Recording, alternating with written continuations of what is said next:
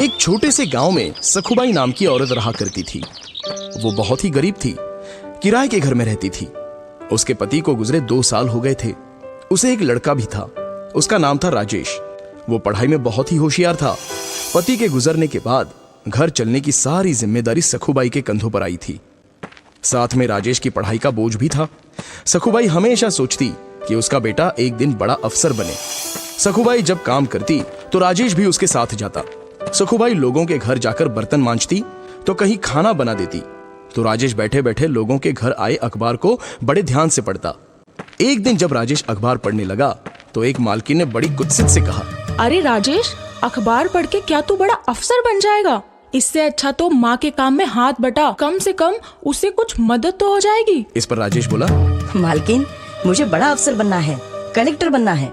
हम किताबें नहीं ले सकते, इसलिए ज्यादा ज्ञान के लिए मैं अखबार पढ़ता हूँ। मालकिन बोली, तुम और कलेक्टर शक्ल देखी है आपने? और मालकिन जोर जोर से हंसने लगी। सखुबाई को यह बात बहुत बुरी लगी और वो दोनों वहां से चले गए। फिर सखुबाई ने शादियों में रोटी बनाने का काम शुरू किया। वो अकेली ही 15-20 किलो की रोटियां बनाती थी। इसके लिए वो सुबह 3 बजे ही अपना काम शुरू कर देती थी। उसके साथ राजेश भी उठता था और माँ को मदद करके अपनी पढ़ाई करता था। एक दिन अचानक मकान मालिक उनके पास आए और बोले, क्या सखुबाई, तुम और तुम्हारा बेटा 3 बजे ही उठ जाते हो और ये लाइट जलाते हो? बिजली का बिल ज्यादा आ रहा है तुम्हारी वजह से। एक तो बिल ज्यादा दिया करो या फिर कमरा खाली कर दो। और मकान मालिक गुस्से से वहां से चले गए। फिर राजेश ने लालटेन जलाई और पढ़ाई करने लगा। माँ भी उस प्रकाश में रोटियां करने लगी। ऐसे ही राजेश ने अगले कुछ साल जी लगाकर पढ़ाई की और क्लास में हमेशा अव्वल आने लगा। राजेश की लगन देखकर अगली पढ़ाई के लिए उसके गुरुजी ने उसे दिल्ली जाने की सलाह दी और खुद खर्चा उठाने की जिम्मेदारी ली। राजेश तो 22 साल का हो गया था। फिर क्या था, राजेश दिल्ली चला गया और वहां खूब पढ़ाई की। वो घंटों लाइब्रेरी में किताबें पढ़ता रहता।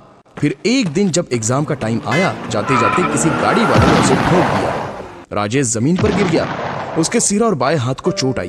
अब वो सोचने लगा, मेरे बाएं हाथ में चोट लग गई है और सिर से खून भी बह रहा है। इस हालत में अस्पताल जाऊं या एग्जाम देने? अगर अस्पताल गया तो मेरा ये पूरा साल बर्बाद हो जाएगा और मेरे लिए मुमकिन नहीं है ये। फिर दिल्ली में रहने का मेरा खर्चा भी कौन उठाएगा? मेरे सिर्फ बाएं हाथ पर चोट लगी है, पर दायां हाथ तो अभी अच्छा है।